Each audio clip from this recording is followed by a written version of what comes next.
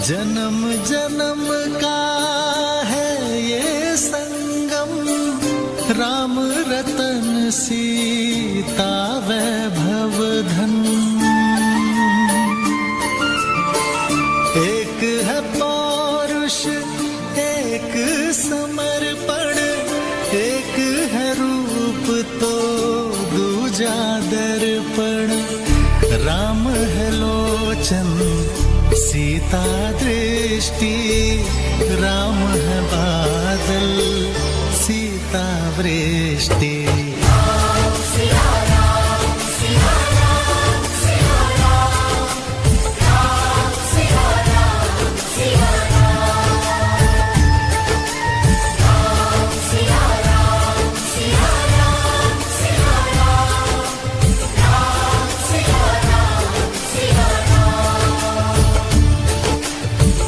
जन्म जन्म का है ये संगम, राम रतन सीता वैभव धन।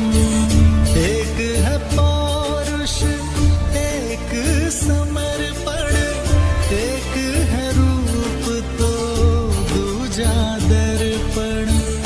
राम है लोचन सीता दृष्टि,